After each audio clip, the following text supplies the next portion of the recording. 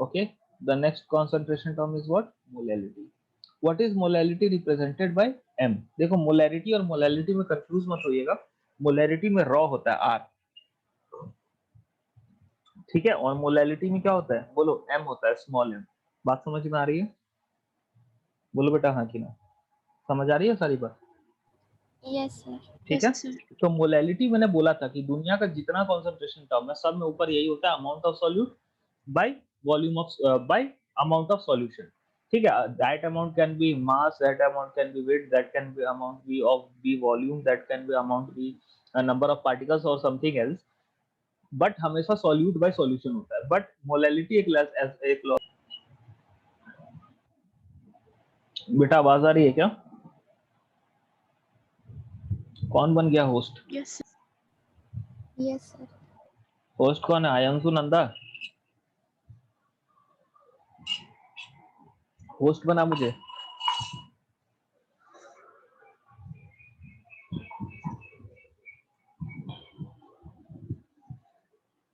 आयांशु, हाँ बना दिया हूँ सर। हाँ अभी बन गया, ठीक है। ओके, तो देखिएगा, शेयर स्क्रीन कर देता हूँ, ठीक है।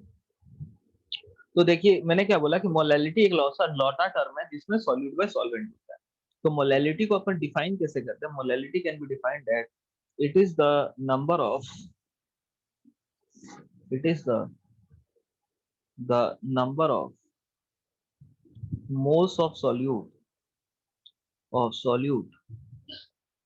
पर केजी ऑफ सॉल्वेंट, पर केजी ऑफ सॉल्वेंट। ओके, तो बेसिकली इसमें होता क्या है बेटा कि आप ऊपर तो number of moles of solute लेते हो, ठीक है ना, ऊपर तो आप number of moles of solute लेते हो, ठीक है, और नीचे जो है तो आप सॉल्वेंट लेते हो कितना केजी आपके पास, केजी ऑफ सॉल्वेंट, जितना केजी आपके पास सॉल्वेंट है और केजी में ही लोगे, ग्राम वगैरह में, ठीक है, उसको आप लिखते हो केजी ऑफ सॉल्वेंट। आ रही बात समझ में सबको? आप इसको सेम ऐसे भी लिख सकते हो, सेम चीज को आप ऐसे भी लिख सकते हो, सेम चीज को आप ऐसे भी लिख सकते हो that molality is equal to number of millimoles of solute, millimoles of solute divide by kg of solvent की जगह ग्राम्स ऑफ सॉल्वेंट। बात वही है, ठीक है, बात वही है, कोई दिक्कत वाली बात नहीं है। ऊपर भी आपने 10 टू द पावर 3 से मल्टीप्लाई किया और नीचे भी किससे मल्टीप्लाई किया? बोलो 10 टू द पावर 3 से। कोई दिक्कत है किसी को? बोले बेटा हाँ की, ठीक है। अब जैसे कैपिटल एम को मोलल मोलर पढ़ा जाता है, वैसे इसको कैसे प्रोनाउंस किया जाता है? बोलो मोलल। क्या बोला जाता है इसको? बोलो मोलल। समझ में आया? अरे बोलो। तो ये भी एक यूजफुल टर्म, ठीक है, यस किसका? सर। कॉन्सेंट्रेशन का। नाउ एक बात बहुत नोट करने वाली इसमें क्या है, नोट करने वाली बात ये है कि अगर आप इसके कॉन्सेंट्रेशन, इसके डेफिनेशन को या इसके फॉर्मूला को ध्यान से देखो तो यहाँ भी कहीं भी कोई वॉल्यूम टर्म यूज नहीं किया गया है। ऊपर भी नंबर ऑफ पार्टिकल्स है और नीचे क्या है? मास है। और मास और नंबर ऑफ और particle can neither be created nor be destroyed, ना इनको बढ़ा सकते हैं ना घटा सकते हैं। बात समझ रहे हो? बोलो हाँ कि ना? ओके, तो इनका रेशियो हमेशा क्या होगा? फिक्स होगा। In other ways we can say that by changing the temperature molality do not changes because it is independent of temperature. क्या बोल सकते हैं हम कि molality is independent independent of, बोलिए क्या? टेम्परेचर। समझ में आया? क्योंकि यहाँ कहीं भी वॉल्यूम, जैसे टेम्परेचर। मोलैरिटी में क्या था बेटा? वॉल्यूम टर्म था, तो इसलिए वॉल्यूम क्या होता है? टेम्परेचर से चेंज होता है, दैट्स व्हाई मोलैरिटी भी टेम्परेचर से चेंज होता है। बट मोलैलिटी में कहीं भी टेम्परेचर वर्ड को यूज किया ही नहीं गया है या वॉल्यूम वर्ड को यूज किया ही नहीं गया है, तो इसीलिए this is independent of temperature. Okay, सबको क्लियर है बेटा? बोलो यस सबको सर। क्लियर है? ओके गुड, ठीक है। Next is mole fraction. Next is what? Mole fraction. ठीक है, चलो इस पे एक सवाल कर लो पहले। एनसीईआरटी का क्वेश्चन है, इजी सा सवाल है। The density of the density of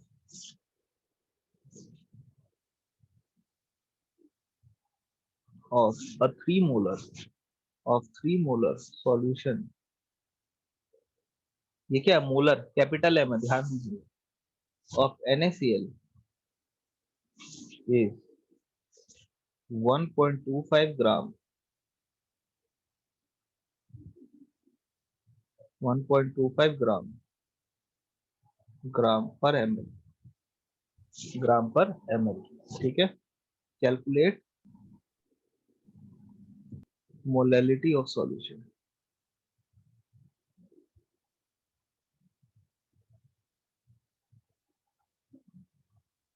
molality of solution.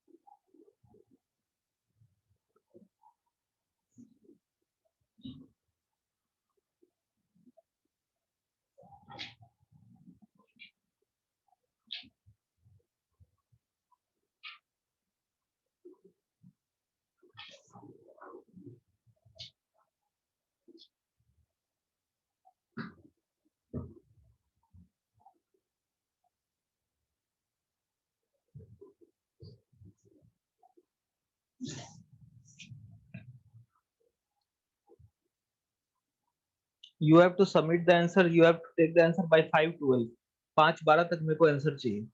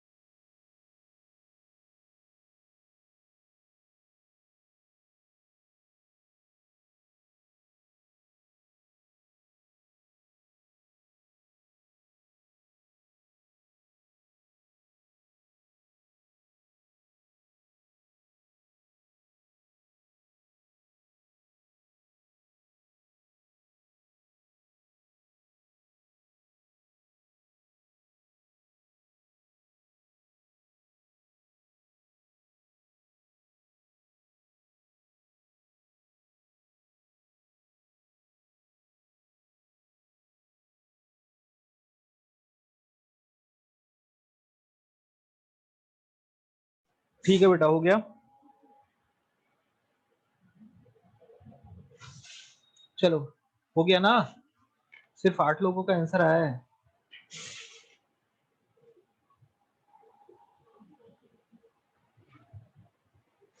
ठीक है, देखिएगा।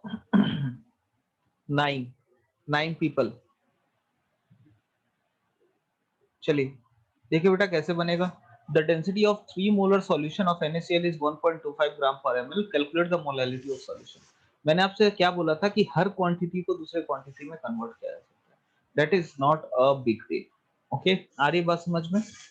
अरे बोलो, समझ में आ रहा है ना? तो आप यहाँ भी इन दोनों को क्या कर सकते हो, बोलो, कन्वर्ट कर सकते हो। ठीक है, तो कैसे कन्वर्ट। करोगे बताओ?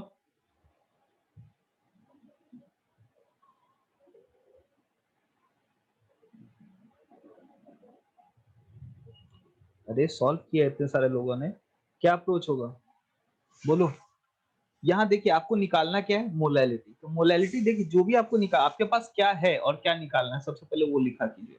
आपके पास क्या मोलैलिटी है सॉल्यूशन का, मोलैलिटी है सॉल्यूशन का 3 मोलर, और आपके पास डेंसिटी है सॉल्यूशन का, ठीक है, 1.25 ग्राम पर ml। ठीक है, आपको चाहिए क्या बताओ, आपको चाहिए क्या बताओ?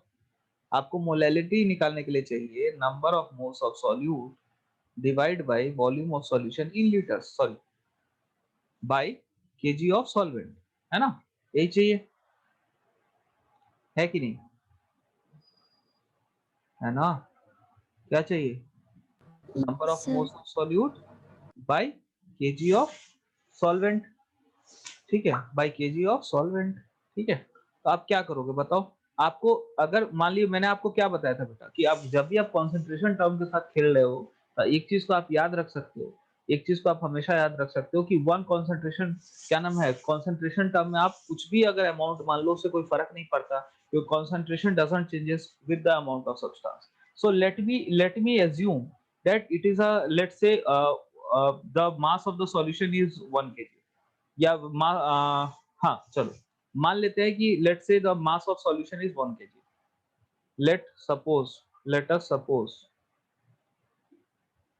Suppose mass of solution mass of solution is 1 kg, 1 kg।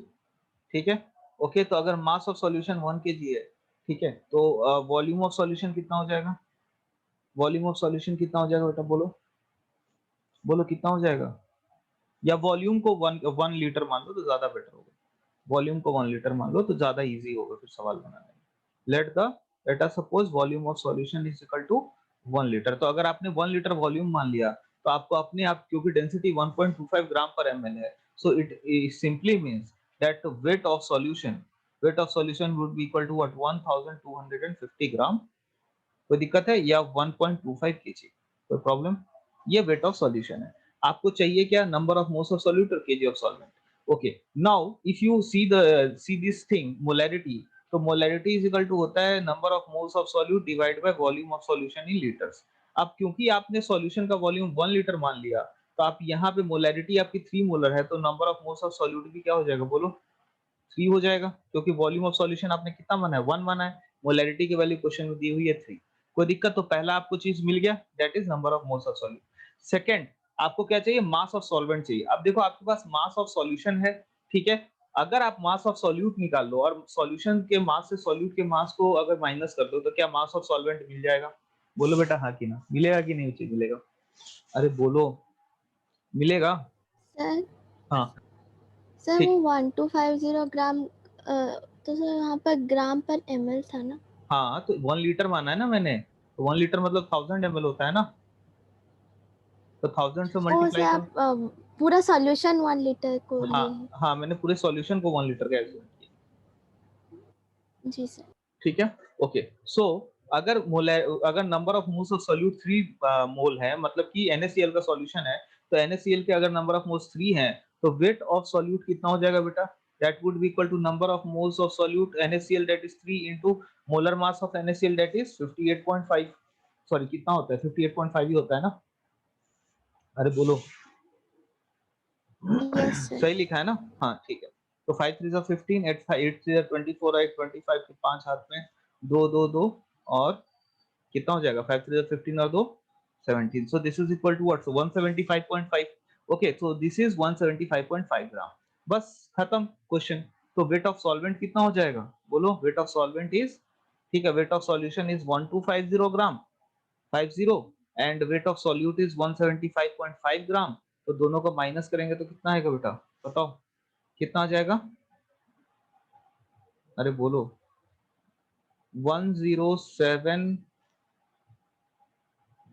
कितना आ जाएगा, 1250 में से 175 माइनस करेंगे तो सर 50 और 20 पॉइंट 1074.68 फाइव, पॉइंट फाइव आएगा ना, 68 1074.68, 0.68 कैसे आ जाएगा, 1250 में से 175 घटाओगे तो 0.68 कैसे आएगा, नहीं सर 5 पे सही है ना।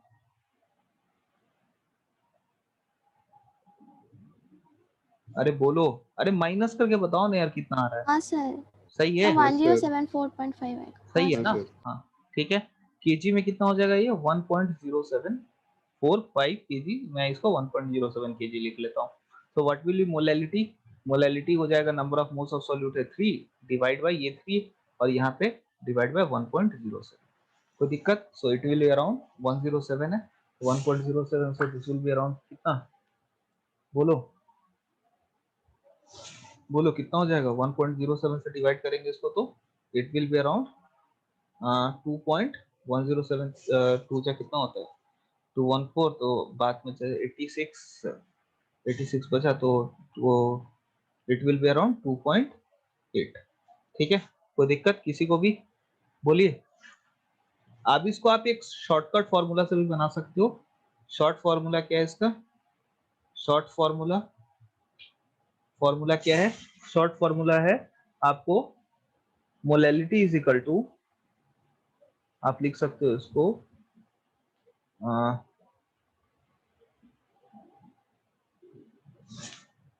Molality is equal to 1000 into 1000 into m molarity divide by divide by divide by 1000 into d, ठीक है, 1000 into d minus minus minus m into molarity into molar mass, molarity into molar mass, let me represent here molarity by c, नहीं तो confusion और ज्यादा हो जाएगा, ठीक है, c एंड यहाँ पे लिख देता हूं मैं m into, या एक काम करता हूँ इसको m ही रहने देता हूँ, यहाँ पे लिख देता हूँ m into small m, where capital M is what, फिर मोलैलिटी से कंफ्यूजन हो जाएगा, एक काम सम करो ऐसे मोलैरिटी। ऐसे ही रखते हैं, ठीक है, 1000 into c divide by 1000 into d minus m into c, where c is what, c को मैंने यहाँ पे क्या लिखा, मोलैरिटी, मैंने ऐसा इसीलिए किया है ताकि ये कैपिटल M स्मॉल m में कंफ्यूजन ना हो जाए, and capital M is here molar mass, molar mass, आ रही बात समझ में, बोलो, अरे बोलो बेटा, सबको आ रहा है समझ में, मोलर मास ऑफ सॉल्यूट, ठीक है, इसमें भी आप पुट करोगे तो डायरेक्ट आंसर आ जाएगा, आ रही बात समझ में, ठीक है। तो ये जो आपने ऊपर किया वही ये नीचे है, अगर आप ध्यान दो तो सेम थिंग इज देयर, ठीक है, कुछ भी डिफरेंस नहीं है, बैठ के सोचना इस फॉर्मूले से, इस फॉर्मूला को आपको डिराइव करके सोचना खुद से बैठ के, ये कैसे आया, कहाँ से आया, क्यों ये फॉर्मूला हम अप्लाई कर सकते हैं, आ रही बात समझ में, बहुत आसान है, ठीक है, जो आपने ऊपर किया है वही ये फॉर्मूला है और कुछ भी नहीं, ठीक है, समझ आ गया सबको, अरे बोलो, yes okay, yes sir. now let's move to another quantity, that is mole fraction, mole fraction, mole fraction,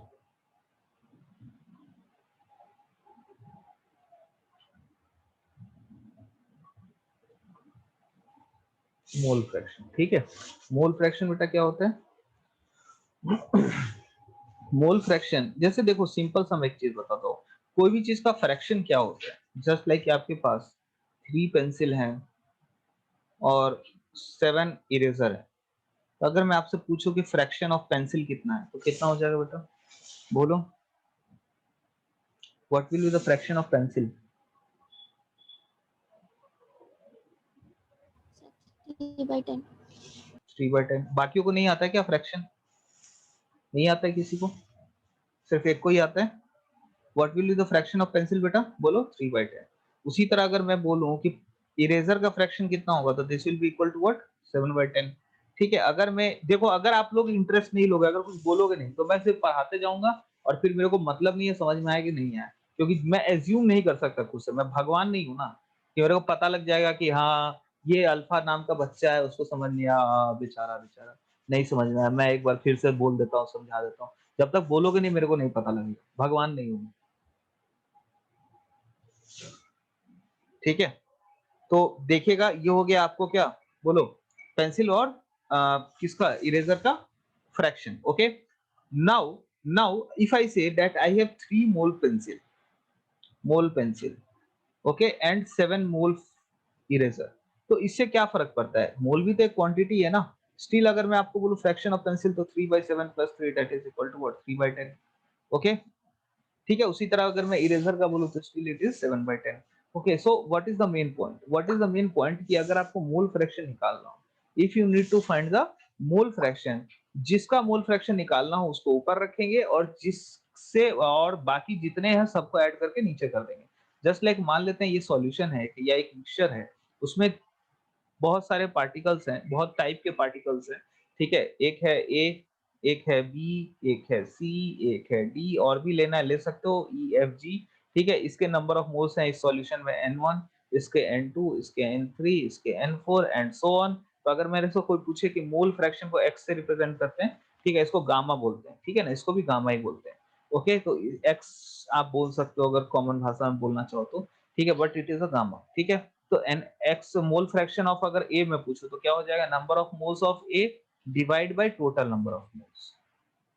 ठीक है, आ रही बात समझ में? ठीक है, उसी तरह अगर मैं मोल फ्रैक्शन ऑफ बी पूछूं, तो number of moles of B divide by total number of moles. ठीक है, समझ में आ रहा है, और कुछ भी नहीं। ओके, उसी तरह अगर मैं मोल फ्रैक्शन ऑफ सी पूछूं, 3 पूछूं, सी पूछूं, तो वो भी सेम तरीके से निकल जाएगा।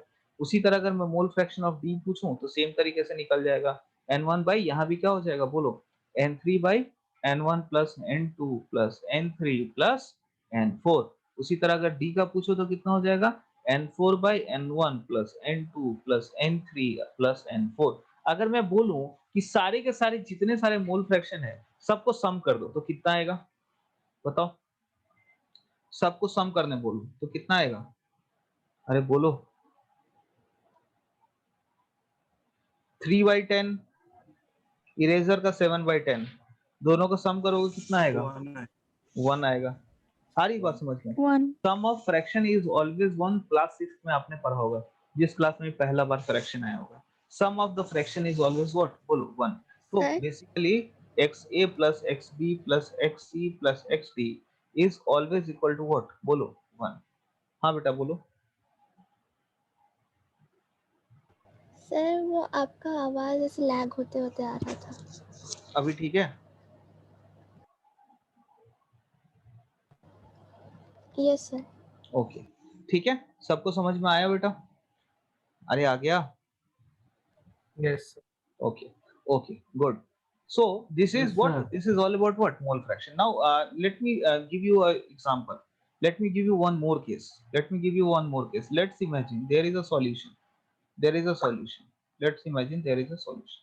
Okay, okay. So if number of moles of solute is n solute, this is the number of moles of solute, and number of moles of solvent is n solvent. So if I ask that mole fraction of solute, what will be mole fraction of solute, sir? बता सकते हैं?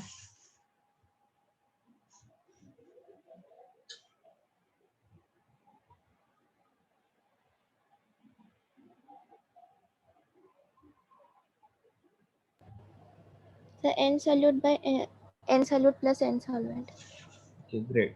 It will be number of moles of solute by n solute plus n solvent, ठीक है ना, आ रही बात समझ में? Okay, in the same way if I ask the number of moles of mole fraction of solvent, what will be there? ऊपर क्या होगा बेटा बोलो, number of moles of n solvent, solvent by n solute plus n solvent. Very good, ठीक है, divide by n solute plus n solvent, ठीक है बेटा, सबको समझ में आ रहा है? अगर मैं बोलूं दोनों का सम क्या होगा, अगेन अगर आप सम करके देख लो, सम करोगे तो न्यूमरेटर में आ जाएगा n solute plus n solvent, नीचे डिनोमिनेटर में भी n solute plus n solvent, दोनों कैंसिल हो जाएगा और क्या आएगा वैल्यू बताओ, 1 आ जाएगा, ठीक है। So n solute plus n solvent will again be, sum will be 1। So simple सा ये है कि आप फ्रैक्शन अगर निकाल लो तो फ्रैक्शन का मतलब सिंपल सा यही होता है कि आपको सम करना है और सम करके बोलो, अरे बोलो, सम करना है और सम करके हमेशा उसका वैल्यू 1 1. आएगा। आ रही बात समझ में? मोल फ्रैक्शन निकालना है, जिसका निकालना है उसके नंबर ऑफ मोल्स को ऊपर और बाकी जो टोटल सबको जोड़ के नीचे लिख देंगे। Okay okay, so let's Yes, move sir. Forward. Yes, sir. Okay, now the last one is अच्छा, ये एक और चीज याद रखिएगा नोट में, यहाँ भी देखिए, कहीं भी यहाँ भी अगर आप देखें मोल फ्रैक्शन, तो ना ही न्यूमरेटर ना ही डिनोमिनेटर किसी में वॉल्यूम टर्म का यूज नहीं हुआ। सो ऊपर भी नंबर ऑफ पार्टिकल्स है, नीचे भी number of particles, and number of particles is not affected by the temperature. Okay, so obviously क्या होगा बोलो, mole fraction is also, fraction is, Not temperature dependent. Very good, is temperature independent.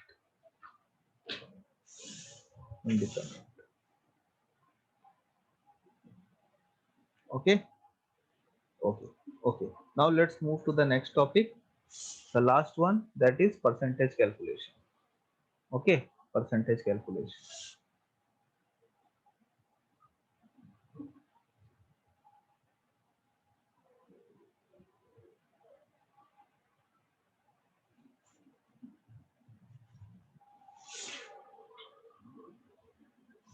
ठीक है, percentage calculation बेटा आप तीन तरीके से कर सकते हो, परसेंटेज कैलकुलेशन बेटा तीन तरीके से आप कर सकते हो, एक होता है परसेंट वेट बाय वेट, एक होता है बेटा परसेंट वेट बाय वॉल्यूम, ठीक है, and the third one is percent volume by volume.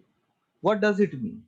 Simply जो यहाँ पे लिखा हो wait by wait, wait by weight का मतलब ये बाय जो है ना बेटा, ये जो बाय ये स्लैश जो है ये डिवीजन को रिप्रेजेंट कर रहा है, ठीक है। ऊपर मैंने हमेशा बोला था, ऊपर हमेशा आप क्या करोगे सॉल्यूट, नीचे क्या लोगे अमाउंट ऑफ सॉल्यूशन, और ये परसेंट है तो इनटू 100। तो अगर परसेंट वेट बाय वेट लिखा हुआ है तो परसेंट वेट बाय वेट का डेफिनेशन क्या हो जाएगा बताओ, ऊपर भी वेट तो ऊपर क्या होगा वेट ऑफ सॉल्यूट, नीचे भी वेट डिवाइड नीचे भी वेट तो नीचे क्या होगा वेट ऑफ सॉल्यूशन, और परसेंट लिखा हुआ है तो टोटल में किससे मल्टीप्लाई हो जाएगा बोलो 100 से। एकदम क्लियर है? अरे बोलो, समझ आ रहा है सबको? उसी तरह अगर परसेंट वेट बाय वॉल्यूम निकालना है तो ऊपर क्या हो जाएगा वेट ऑफ सॉल्यूट, नीचे वॉल्यूम है तो वॉल्यूम ऑफ सॉल्यूशन इनटू 100। उसी तरह volume by volume, volume of solute by volume of solution into 100। Okay, बस बहुत सिंपल है। परसेंट वेट बाय वेट को ऐसे कन्वेंशनली कैसे डिफाइन करते हैं, तो we define it as it is the amount of solute in gram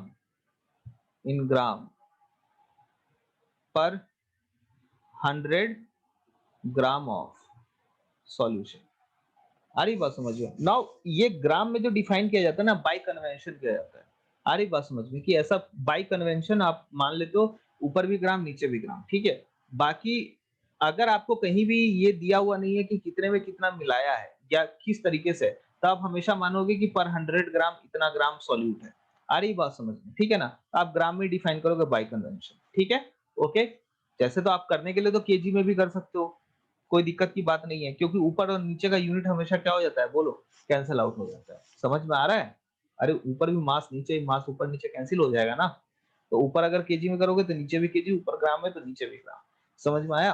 ठीक है, तो परसेंट वेट बाय वेट का फॉर्मूला Yes. क्या हो जाएगा बोलो, it will be equal to weight of solute by weight of solution और इनटू 100। कोई प्रॉब्लम? बोलो, किसी को भी कोई प्रॉब्लम है? Next is percent weight by volume. Same, ऊपर वेट है तो ऊपर सॉल्यूट का वेट, नीचे वी है तो नीचे वॉल्यूम ऑफ सॉल्यूशन। तो it is the amount of solute in gram per 100 ml of solution. अब यहाँ भी जो है सो 100 ml पर 100 ml क्या बाई कन्वेंशन है। अगर आपको नहीं लिखा हो कि इतने लीटर में इतना ग्राम है, तब तक आपको हमेशा मान के चलना है। अगर परसेंट वेट बाय वॉल्यूम कहीं पे दिया हुआ है तो आपको हमेशा उसको पर 100 ml ही कैलकुलेट करना है वेट को। कि अगर मान लो परसेंट वेट बाय वॉल्यूम दिया हुआ है 30% weight by volume, so it means that 30 gram of solute in 100 ml of solution. Are you getting my point? Are you all getting my point? बोलो, परसेंट वेट बाय वॉल्यूम अगर दिया हुआ है 30%, what does it mean? Yes, sir. 30 gram of solute per 100 ml of solution. So what will be the formula? Formula क्या हो जाएगा? Percent weight by volume is equal to, बोलो, weight of solute divide by volume of solution.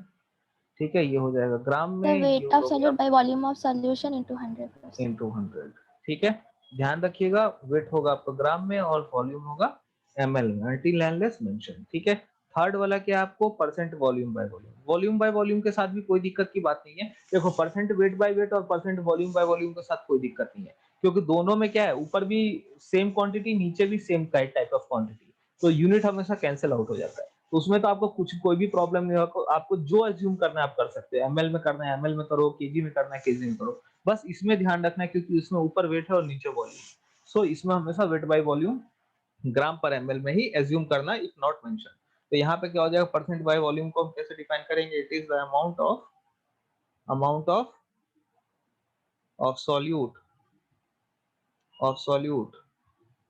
ठीक है, इन ML पर 100 ml of solution. आप सोचो ना, आप नीचे भी ml ऊपर भी ml, आप जैसे करना चाहो वैसे डिफाइन कर सकते हो, कोई प्रॉब्लम वाली बात नहीं है। तो percent volume by volume would be volume of solute divide by volume of solution into 100। कोई दिक्कत? किसी को कोई दिक्कत है? अरे बोलिए। Yes, sir. नहीं है ना? ठीक है। So these are the three kinds of percentage. Now let me explain some kind की कैसे क्वेश्चन में दिया रहता है परसेंटेज। और ये बहुत इजी है, ये आपसे पूछेगा भी नहीं कोई। ये इस तरह से वैल्यू दी रही होती है क्वेश्चन में, और सॉल्यूट और सॉल्यूशन का अमाउंट आपको पहचानना रहता है। ये डायरेक्ट क्वेश्चन इस टाइप से नहीं आता कि इतना परसेंट है बताओ वेट ऑफ सॉल्यूट कितना है। जस्ट लाइक कि आपको एग्जांपल मैं देता हूँ। जस्ट लाइक आपके पास एक रहेगा, ठीक है, कि आपके पास एक 65% by wait solution, by wait लिखा रहेगा। जरूरी नहीं है वेट बाय वेट लिखा रहेगा। अगर बाय वेट लिखा हुआ है तो आपको समझ जाना है क्या? Wait by wait. समझ में आ रहा है? बोलो, अगर बाय वेट लिखा हुआ है तो इसका मतलब क्या Yes, एज्यूम sir. करना है आपको? बोलो, वेट बाय वेट। Yes, तो इसका मतलब क्या हो जाएगा? बोलो, 65 ग्राम सॉल्यूट पर 100 ग्राम, बोलो, सॉल्यूशन। मैं आपको सिखा दे रहा हूँ पूरे अच्छे से क्या करना है। लेट से आपको ऐसा रहे 65% बाय वॉल्यूम, तो क्या एज्यूम करना है? बोलो, ऊपर भी वॉल्यूम और नीचे भी वॉल्यूम। या तो डायरेक्टली लिखा रहेगा वॉल्यूम बाय वॉल्यूम, तब तो कोई दिक्कत ही नहीं है। सिर्फ बाय वॉल्यूम लिखा हो तो वॉल्यूम बाय वॉल्यूम एज्यूम करना है। क्या लिखेंगे? 65 ml of solute per 100 ml solution. कोई दिक्कत? बोलिए, अरे बोलो। No, sir. ठीक है। अच्छा, अगर लिखा रहे 65% बाई स्ट्रेंथ, स्ट्रेंथ का फॉर्मूला क्या होता था बेटा बताओ? ग्राम्स ऑफ सॉल्यूट पर लीटर ऑफ सॉल्यूशन होता था ना? बोलो, Yes, sir. Yes, अगर sir. कहीं भी ये लिखा रहे 65% बाय स्ट्रेंथ, ठीक है, तो आप समझ सकते हो this is nothing but wait by volume. ठीक है। सो this is 65 gram solute per 100 ml solution. ठीक है। अच्छा, एक चीज ध्यान रखिएगा, if nothing is mention, just like कि सिर्फ लिखा हुआ ऐसे 65% सॉल्यूशन ऐसे लिखा हुआ, ऐसा लिखा हुआ है, तो always assume it, if nothing is mention, if nothing is mentioned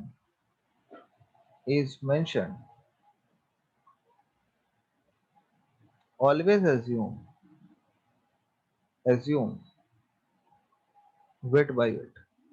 अगर कुछ भी नहीं लिखा तो हमेशा आपको क्या एज्यूम करना है, वेट बाय वेट। अगर लिखा 65% solution, it means 65 gram of solute in 100 gram of solution. तो दिक्कत किसी को भी? बोलो बेटा। No sir. तो इसी के साथ आपका मोल कॉन्सेप्ट का पहला पार्ट खत्म होता है। ठीक है, मैं आपको कुछ क्वेश्चंस देता हूँ। नेक्स्ट क्लास में अपन इक्विवेलेंट कॉन्सेप्ट स्टार्ट करेंगे, जो थोड़ा सा ध्यान से समझने का है। उसको ध्यान से नहीं समझोगे तो आगे बहुत दिक्कतें आएंगी। और टॉपिक भी काफी अच्छा है, काफी इंटरेस्टिंग है। अगर आप समझ गए तो मजा आ जाएगा, आपसे मोल कॉन्सेप्ट का फिर कोई भी सवाल नहीं छूटेगा। Equivalent concept is the best concept in the mole concept. अपने आप में वो बेस्ट कॉन्सेप्ट है मोल कॉन्सेप्ट। ठीक है, तो कुछ सवाल दे देता हूँ पहले। ठीक है, आप लोग उसको बनाइए, उसके बाद हम आगे बढ़ेंगे। ठीक है, तो एक सवाल। सर थोड़ा ऊपर कर दीजिए तो।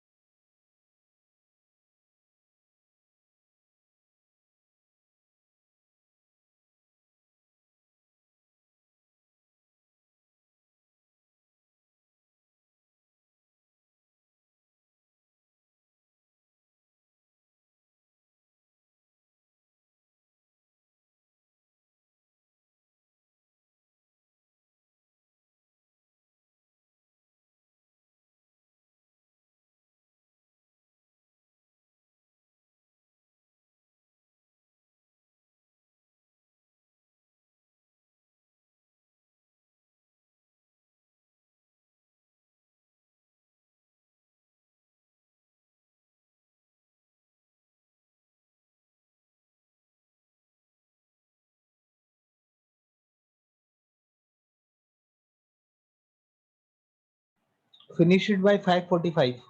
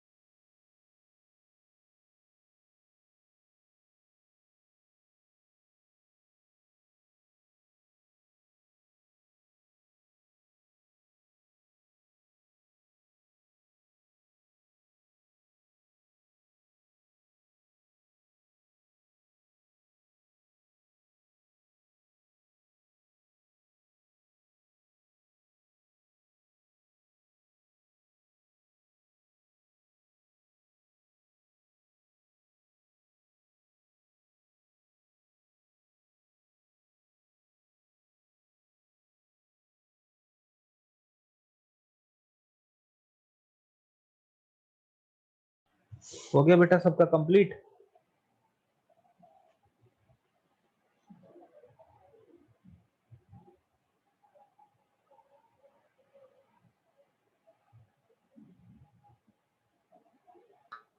Yes, sir.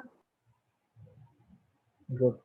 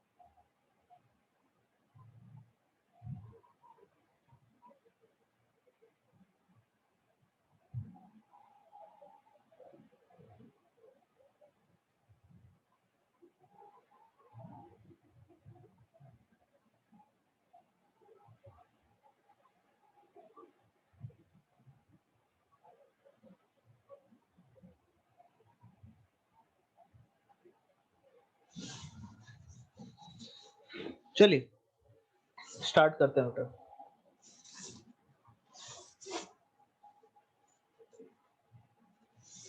पहला question, 20 centimeter cube of an alcohol is dissolved in 80 centimeter cube of water. Calculate the percentage of alcohol in solution.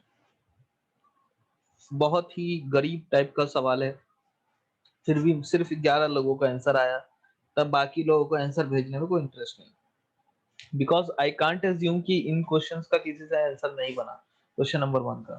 तो अगर नहीं बना भाई तो you have a serious problem, आप प्लीज तुरंत मेरे को कॉल कीजिए, ठीक है ना, we will sort it out. Okay चलिए, बिकॉज ये सच में बहुत इजी है, तो अगर ऐसा कुछ है कि आपसे नहीं बना है तो प्लीज मेरे को फोन कीजिए, बात कीजिए, ठीक है, और हम सॉर्ट आउट करेंगे इसको बैठ के, और कोशिश करेंगे कि नेक्स्ट टाइम से आपसे ये प्रॉब्लम बन जाए। चलिए तो स्टार्ट करते हैं। 20 centimetre cube of an alcohol is dissolved in 80 centimetre cube of water, calculate the percentage of alcohol in solution. ठीक है, तो परसेंटेज ऑफ अल्कोहल क्या हो जाएगा बेटा, ऑब्वियसली जिसका परसेंटेज निकालना है उसको ऊपर और टोटल को नीचे, ऐसे यही तो करते हैं ना, इनटू 100, ये basically percentage volume by volume ही है, तो this is 20%।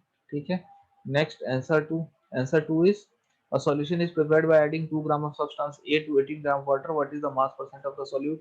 Percentage wait by wait पूछ रहा है सर, ठीक है ना, तो हो जाएगा आपको weight of solute that is 2 gram दिया हुआ है, 2 gram of substance divide by weight of solution, 18 gram water में ऐड कर रहे हैं 2 ग्राम, तो this is 18 plus 2 into 100, so this is equal to what, 2 by 20, 2 by 20 is what, 10, so this is equal to 10%। ठीक है, कोई problem है? This is 10 20% volume by volume, this is 10% wait by wait. Any problem, किसी को भी कोई दिक्कत नहीं है ना? No, sir. Okay, so now No, I am sir. writing some shortcut formulas which you have to memorize। अगर आप मेमोराइज करोगे तो आपको बहुत फायदा होगा, ठीक है ना, ये फॉर्मूलाज आप मेमोराइज कर लो, ठीक है, और कोशिश करो पहले याद करो, पहले क्या करो, याद करो, अच्छे से पूरा रट लो, काम करो, एक शीट ऑफ एक कॉपी लो, ठीक है, या एक 10 पेज उठाओ, 10 पेज A4 शीट पेज उठाओ, ठीक है, और उस 10 A4 शीट पेज पे रोज लिखो डे 1, ठीक है, और ये सारे जितने सारे फॉर्मूलाज हैं, ठीक है, उसको लिख लो, 10 नहीं 20 शीट्स ले लो, 20 शीट्स, ठीक है। फिर सेम चीज को second day without any gear, day 2 में सेम फॉर्मूला को कॉपी करो, देख देख के ही कॉपी करो, कोई दिक्कत नहीं है। फिर डे 3 में सेम फॉर्मूला को कॉपी करो, डे 4 में सेम फॉर्मूला कॉपी करो, धीरे धीरे आप ऑब्जर्व करोगे कि आपको कॉपी करने की जरूरत कम पड़ने लगेगी, and by the time you come to day 12, ठीक है, you will learn all the formulas, and up to day 20 में तो आपको ये जीवन में, पूरे जीवन में जब तक आप मरते नहीं हो तब तक आपको याद रहेगा। आ रही है बात समझ में? तो this is the master way to memorise anything, any formula और समथिंग। तो ये आप कर लीजिएगा, उसके बाद फिर सोचिएगा कि ये डिराइव कैसे होगा। आ रही बात समझ, पहले याद कीजिएगा फिर आपको सोचना है कि ये डिराइव कैसे हुआ। क्या मेरी बात समझ में आ रही है? बोलो बेटा हाँ। अरे बोलो, यस सर। आप लोग बोलते हो ना चीट शीट, Yes, sir. ठीक है, फ्लैश कार्ड, ये जो फर्जी फर्जी पता नहीं कहाँ से नाम आ गया है, वही सब है ये, ठीक है, सब अमेरिका का दिया हुआ है काम। क्या बोलते हैं ना, नाम बड़े और दर्शन छोटे, वही है, जो बोलना चाहो बोल सकते हो। ओके, तो ये कल से आज से सब लोग करेंगे, और सिर्फ केमिस्ट्री में नहीं, जो भी सब्जेक्ट है, फिजिक्स मैथ, जहां भी आपको फॉर्मूला रटना है, फॉर्मूला को लिखिए, डे 1 डे 2 करके 20 डेज तक कीजिए। आपको जीवन में वो फॉर्मूला अगर आप भूल गए तो मेरा नाम बदल देना, बोल देना सर आपने बोला था, मैं 20 दिन क्या भूल गया मैं। कितना भी बड़ा, कितना भी लंबा, कितना भी difficult formula, it will B memorised 110% guarantee के साथ। समझ में आया सबको? ठीक है, तो सबसे पहले हम कर लेते हैं mole fraction. First is mole fraction of solute, या मैं आपको इसका शीट ही भेज दूंगा, वो तो बेस्ट रहेगा, है ना? क्यों फालतू का लिख के मैं टाइम वेस्ट करूं अपना क्लास में? अरे ठीक है, चलेगा, यस सर। वो यस सर। ज्यादा बेटर होगा ना? ठीक है, चलिए। सर कितना स्पेस छोड़ दिए होंगे? आप देखो, मैं आपको डेरिवेशन के साथ भेज दूंगा, ठीक है? आप लोग एक काम करो, 3 पेज छोड़ दो, 3 पेजेस छोड़ दो, ठीक है? 3 पेजेस में आपका यस डेरिवेशन सर। फॉर्मूला सब आ जाएगा। फॉर्मूला तो एक ही पेज में आ जाएगा ओवर, ठीक है, और डेरिवेशन के साथ 3 पेज रख जाएगा। ओके, चलो। Now the next is equivalence concept. बहुत इंपॉर्टेंट कॉन्सेप्ट है, मोस्ट इंपॉर्टेंट।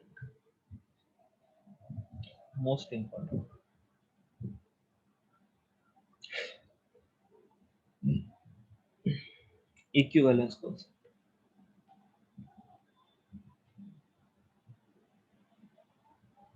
ये एक तरह समझ लो, ये ब्रह्मास्त्र है।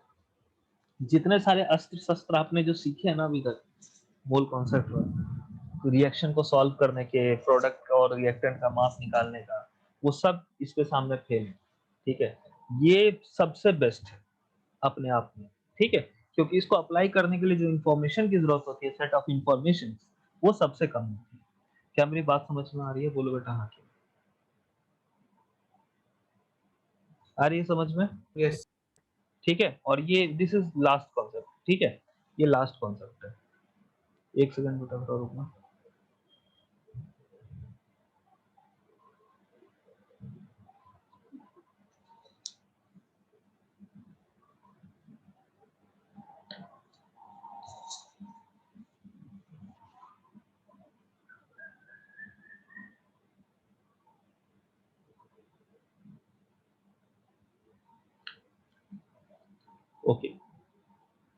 Okay, so now we'll first start with classical concept of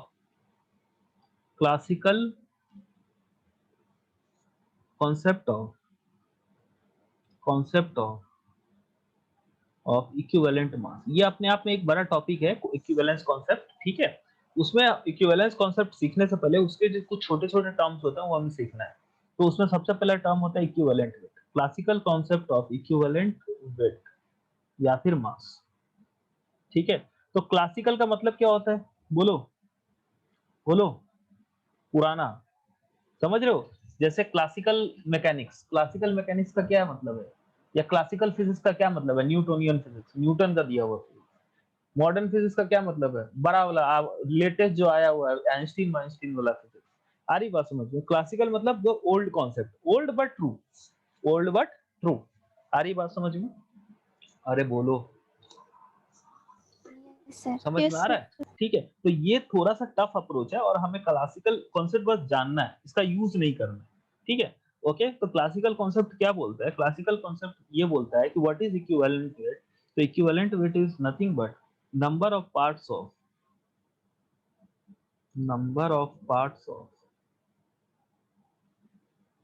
parts of an element of element which reacts or displaces or displaces from a compound from a compound from a compound. अब ये parts basically क्या है? Parts can be मास, क्या parts can be volume, parts can be number of particles. Okay, so this is just number of parts, मतलब आप कितने parts displace कर रहे हो किसी चीज के फ्रॉम ए कंपाउंड. ठीक है, of generally it is number of mass, generally it is what mass from a compound 1.008 parts by mass of hydrogen generally it is what, bolo mass 8 parts by mass of oxygen and 35.5 parts by mass of chlorine is known as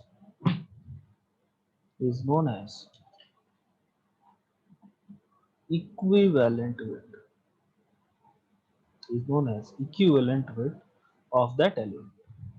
इसका मतलब ये है basically, इसका मतलब ये है कि अगर किसी एलिमेंट का आपको इक्विवेलेंट वेट निकालना है तो आप ये देखो कि अगर वो एलिमेंट किसी ऐसे कंपाउंड से रिएक्ट करेगा जिसमें हाइड्रोजन और वो हाइड्रोजन को डिस्प्लेस कर लिया हाइड्रोजन के साथ, उस कंपाउंड के हाइड्रोजन के साथ रिएक्ट करे, तो कितने हाइड्रोजन को डिस्प्लेस या रिएक्ट वो करेगा. तो अगर वो 1.008 हाइड्रोजन को जितना उसका अमाउंट जो है सो डिस्प्लेस करता है, जितना पार्ट्स उसका डिस्प्लेस करता है वो पर्टिकुलर एलिमेंट, उसको उसका इक्विवेलेंट वेट बोले. उसी तरह ऑक्सीजन का कितना 8 पार्ट्स को करेगा तो उसको क्या बोलेंगे, बोलो 8 पार्ट्स बाय मास को करेगा तो उसको क्या बोलेंगे, बोलो उसका 1 इक्विवेलेंट वेट. उसी तरह अगर मान लो 35.5 पार्ट्स ऑफ क्लोरीन करेगा तो दैट इज 1 इक्विवेलेंट वेट.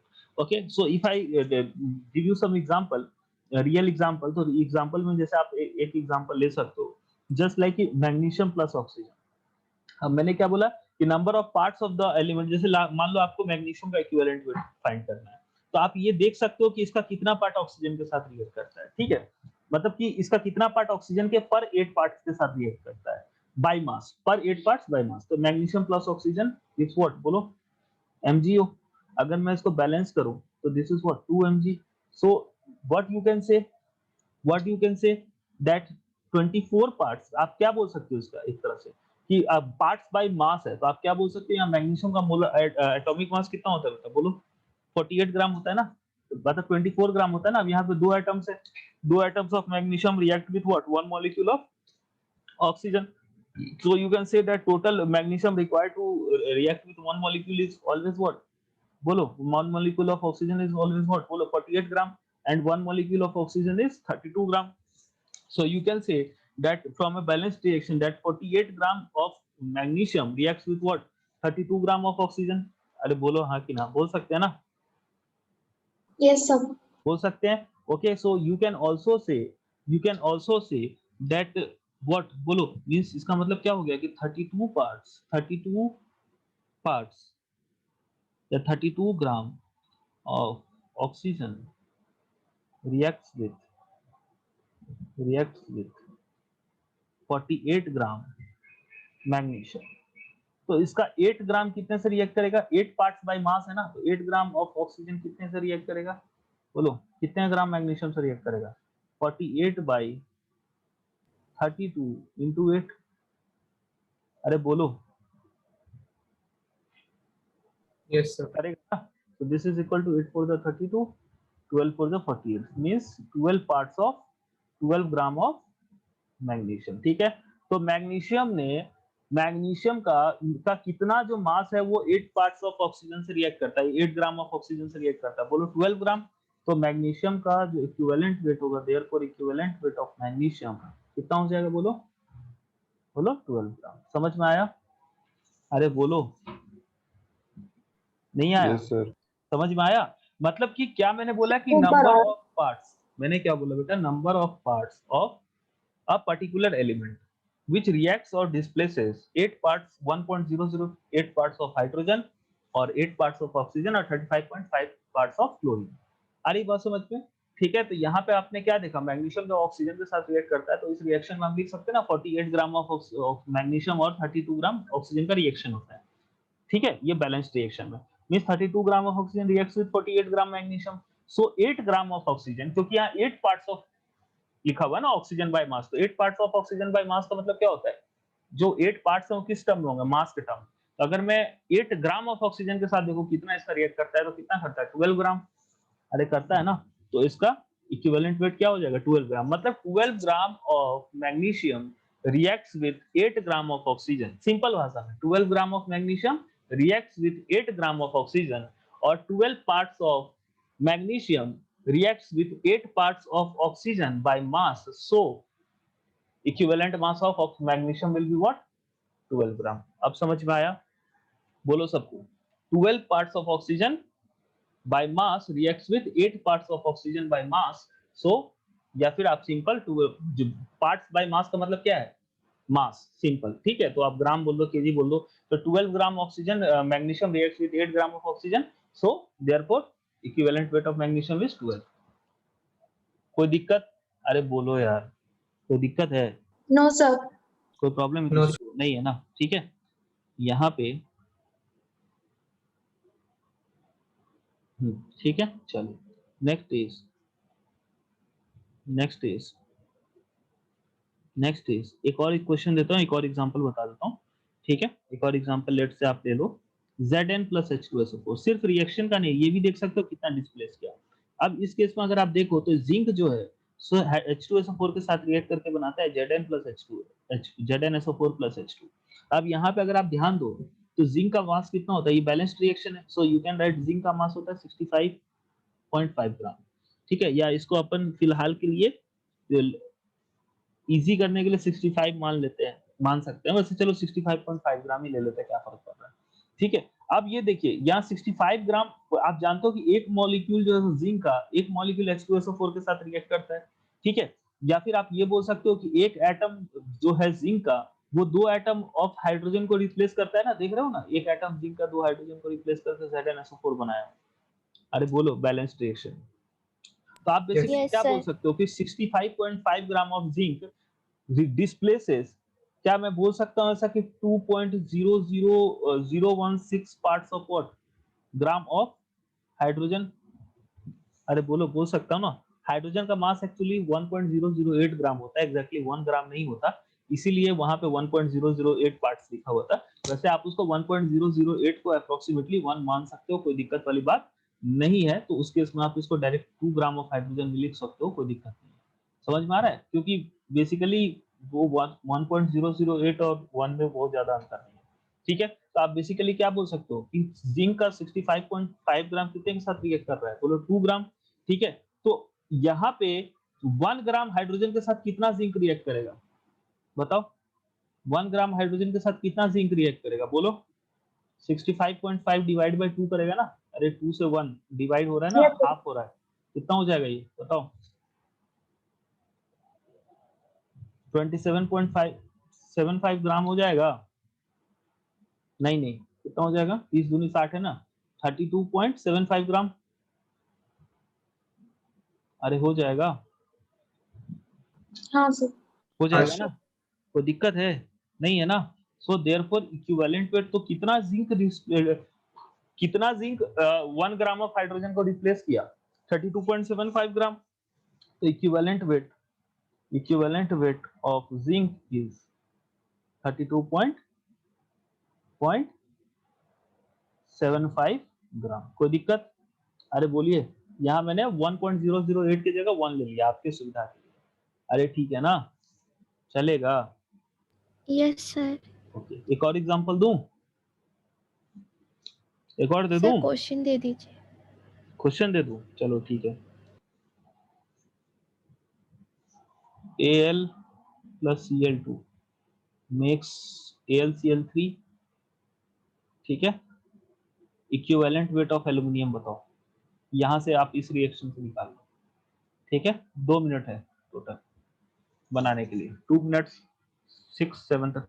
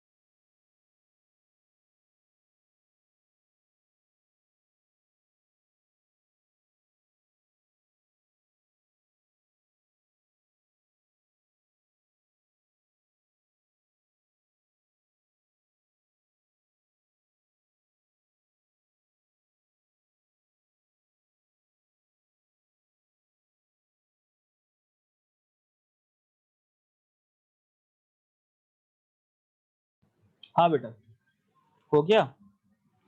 कितना हो जाएगा इसका एल्यूमिनियम का, बताओ? सर 9 13.5। हाँ 9 ग्राम होगा ना। देखिए एल्यूमिनियम यहाँ पे अगर इसको मैं पहले बैलेंस करो, देखो कितना किसके साथ रिएक्ट कर रहा है।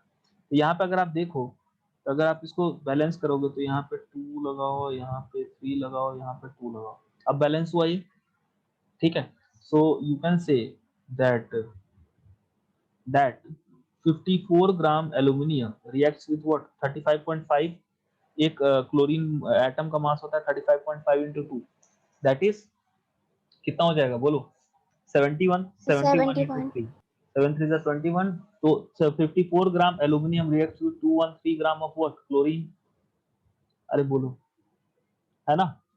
तो 35.5 ग्राम क्लोरीन को के साथ जितना रिएक्ट करेगा एल्यूमिनियम का वही होगा ना आपका उसका इक्विवेलेंट वेट। तो 35.5 ग्राम के साथ कितना करेगा? तो 54 डिवाइड बाय 213 इंटू 35.5, है ना? ठीक है, हाँ सर, मैं बैलेंस करना भूल गई थी।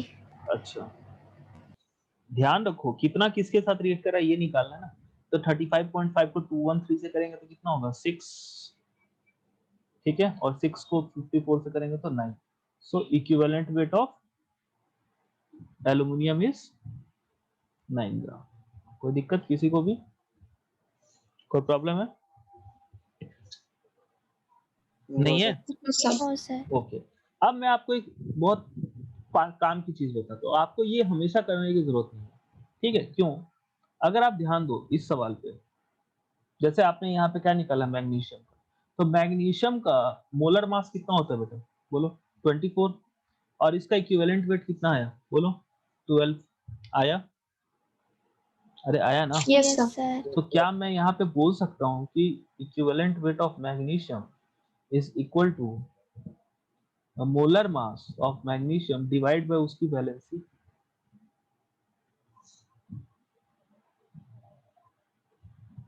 नहीं बोल सकता हूँ। मैग्नीशियम की वैलेंसी कितनी होती है 2, तो 24/2 दैट इज 12, अरे बोल सकते हैं, Yes, sir. यस ठीक है। सर। तो इतना कुछ करने का टेंशन ही नहीं होगा।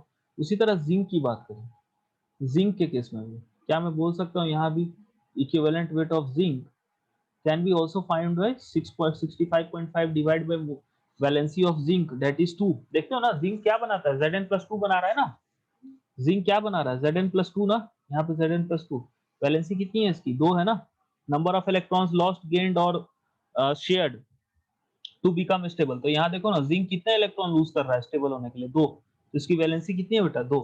अगेन यहाँ भी अगर आप 2 से डिवाइड करोगे तो अगेन ये आएगा 32.75 and this is equal to its equivalent weight. समझ आ रहा है? अरे बोलो। Yes, sir. यस ठीक है, सर। उसी तरह एल्यूमिनियम, एल्यूमिनियम में भी देखो Al से कहाँ गया है, Al+3, 3 electrons he has lost to become stable। again if you want to find the equivalent weight of AlCl3, you can simply divide its molar mass 27 divided by its valency 3 that is 9। समझ आ रहा है? हाँ, sir. Yes, sir.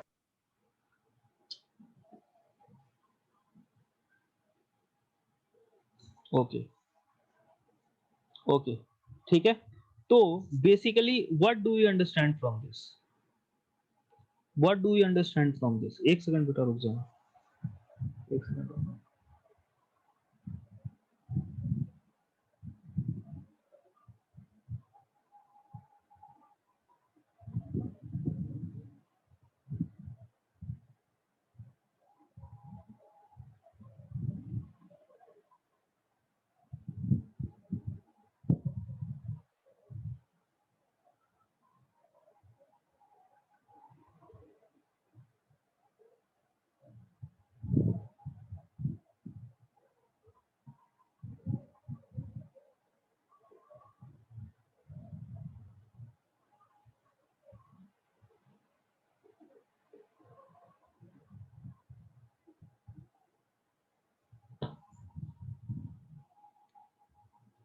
ठीक है, तो what do we understand from this, बता सकते हो क्या सिंपली अंडरस्टैंड कर सकते हैं कि जो इक्विवेलेंट वेट है उसको एक शॉर्टकट तरीके से फाइंड किया जा सकता है, जहां पे हम इक्विवेलेंट वेट को क्या लिख सकते हैं, बोलो। सो from above examples from above examples, ठीक है, in written in green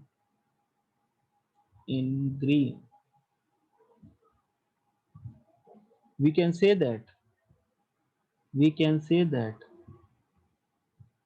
equivalent weight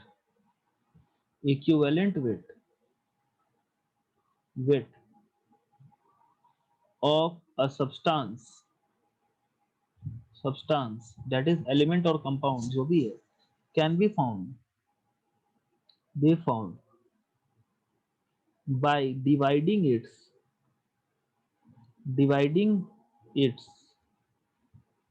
its molar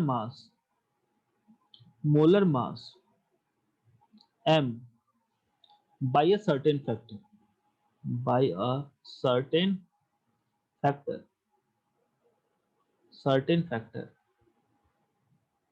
factor, ठीक है। We will call this factor. अब यहाँ पे ये फैक्टर क्या था, वैलेंसी थी। यहाँ पे ये फैक्टर क्या था, बोलो, वैलेंसी थी। कुछ और जगहों पे ये कुछ और भी होती है, ठीक है ना, जरूरी नहीं हमेशा आप वैलेंसी से डिवाइड कर दोगे तो आपको आंसर मिल जाएगा। डिफरेंट केसेस में डिफरेंट चीजें होती है, ठीक है। ये जो एग्जांपल था इसमें वैलेंसी वाला काम कर लिया। तो what we will say this factor या we will name this factor as valency factor और simply n फैक्टर। ये जो भी फैक्टर से अपन को डिवाइड, मोलर मास को एक पर्टिकुलर फैक्टर से अगर हम डिवाइड करें तो हमको इक्विवेलेंट वेट डायरेक्टली मिल जाता है। हमको इतना उसको फ्लोरीन एल्यूमिनियम के साथ रिएक्ट करा के देखने की जरूरत नहीं है। वैसे भी इक्विवेलेंट वेट में वेरी, ठीक है, फ्रॉम कंडीशन टू कंडीशन। तो जो मॉडर्न कॉन्सेप्ट है उसमें हम क्या करते हैं, इक्विवेलेंट वेट को पर्टिकुलर नंबर से या पर्टिकुलर फैक्टर से डिवाइड करते हैं, ठीक है, सॉरी, मोलर मास को एक पर्टिकुलर नंबर और पर्टिकुलर फैक्टर से डिवाइड करते हैं to get the equivalent weight, okay, and that factor is known as valency factor और एन फैक्टर। आ रही बात समझ में? बहुत बार एक ही सब्सटेंस का बहुत सारा डिफरेंट वैलेंसी फैक्टर हो सकता है, बहुत सारा डिफरेंट इक्विवेलेंट वेट हो सकता है। It is not fixed because valency of a substance changes, it is not permanent. एक ही सब्सटेंस का एक से बहुत ज्यादा वैलेंसी हो सकता है। जो आप धीरे धीरे आगे पढ़ते जाओगे तो आपको समझ में आएगा कि जरूरी नहीं है कि ये फॉर्मूला गलत नहीं है, लेकिन आप ऐसे ही नहीं अपने मन से किसी का भी आप 35.5 किसी कंपाउंड से किसी का रिएक्शन करा के आप देख लोगे कि हाँ भाई इसको डिवाइड कर दो 3 से, इतना इसके साथ रिएक्ट किया। ये this concept is not wrong, but ये क्या है ना कि इस कॉन्सेप्ट के थ्रू आप निकाल नहीं सकते हो, तो बहुत प्रॉब्लमेटिक है। कौन सा वैलेंसी कहाँ पे वैलिड होगा, कौन से नंबर से कहाँ डिवाइड करेंगे, ये हम इससे देख के नहीं बता सकते एग्जैक्टली। अदरवाइज बता भी पाएंगे तो बहुत ज्यादा डिफिकल्ट होगा उसको बताने में। तो कुछ सर्टेन रूल्स हैं जिसके थ्रू हम वैलेंसी फैक्टर को डिफाइन कर सकते हैं, और उन रूल्स को अगर आपको पता है तो आप इजीली किसी भी सब्सटेंस का इक्विवेलेंट वेट किसी भी सिचुएशन में निकाल सकते हो। तो we will see the certain rules, okay, समझ में आया? तो सबसे पहले अपन इक्विवेलेंट वेट का डेफिनेशन लिख लेते हैं, मतलब कि फॉर्मूला लिख लेते हैं। Equivalent weight is nothing but molar mass by n factor और वैलेंसी फैक्टर। क्या बात समझ में आ रही है? अब एन फैक्टर किस सिचुएशन में क्या होगा, उसके सर्टेन कुछ ट्रिक्स हैं, कुछ टिप्स हैं, कुछ रूल्स हैं, वो आप बस आपको उतना अगर पता है तो आपका काम हो जाएगा। आपको कुछ भी दिमाग को कॉम्प्लेक्स करने की जरूरत नहीं है कि कहाँ पे क्या वैलेंसी लेंगे, कहाँ कितना रिएक्ट करेगा, बाहर में जाए, आपको सब पता लग जाएगा सिर्फ सर्टेन रूल्स को याद रखने से। क्या मेरी बात समझ में आ रही है? बोलो बेटा हाँ की। Yes, समझ sir. में आ रहा है? ठीक। So just what are these rules? So some of these rules are, so for acid or base, अगर आपको एक एसिड या बेस के लिए अगर आपको निकालना है वैलेंसी फैक्टर, ठीक है, फॉर एसिड और बेस, तो आपको यहाँ पे जो वैलेंसी फैक्टर होगा या इक्विवेलेंट वेट अगर आप निकालते हो, इक्विवेलेंट वेट भी equal to molar mass by acidity या बेसिसिटी। एसिडिटी या बेसिसिटी बेसिकली क्या होता है पता है आप लोग को? एसिडिटी या बेसिसिटी मतलब यहाँ पे जो इक्विवेलेंट जो एन फैक्टर है वो क्या है, बोलो, एसिडिटी या बेसिसिटी, ठीक है। What is acidity? What is acidity? Number of OH minus ions furnished by a base। Base जितना OH माइनस आयन देता है, ठीक है ना, रिएक्शन के दौरान, उसको क्या बोलते हैं बोलो? उसका एसिडिटी। उसी तरह बेसिसिटी क्या होगा?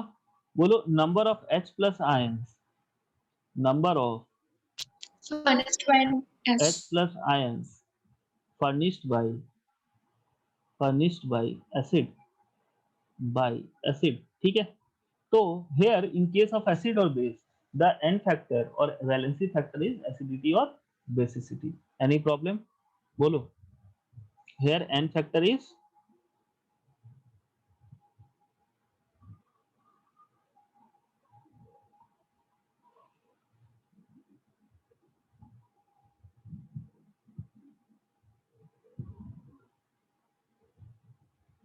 कोई दिक्कत? अरे बोलिए, कोई प्रॉब्लम है? No, sir. ठीक है, ओके। उसी तरह मान लो कि आपके पास कोई ऐसा कोई सॉल्ट हो, जैसे मान लो अगर मैं पूछूं HCl का वैलेंसी फैक्टर क्या होगा? N फैक्टर ऑफ HCl कितना होगा बेटा, बताओ तो। HCl कितना देता है? H प्लस 1, तो इसका N फैक्टर क्या हो जाएगा बोलो बेटा? 1। उसी तरह अगर मैं आपसे पूछूं N factor of let's say आपने मुझे बोल दिया MgOH का होल ट्वाइस, तो MgOH का होल ट्वाइस कितना H प्लस देता है बोलो? 2। OH माइनस कितना देता है? 2, तो इसका बेसिसिटी एसिडिटी कितना हो जाएगा बोलो? 2। HCl का बेसिसिटी कितना होगा बेटा बोलो? 1। कोई दिक्कत है? अरे आप लोग का टाइम No, बेटा sir. खत्म हो गया क्लास का, आगे इसको नेक्स्ट क्लास में कंटिन्यू करेंगे, ठीक है। Now you are independent to read the module, okay. आपसे मोस्ट ऑफ द सवाल बन जाएंगे इक्विवेलेंट कांसेप्ट को छोड़ के, ठीक है। That is all for the day, thank you very much. Please DPP अपना बना लीजिए, जो दिया है वो खत्म होना चाहिए, आज मैं फिर से होमवर्क दूंगा, ठीक है। Thank you very much.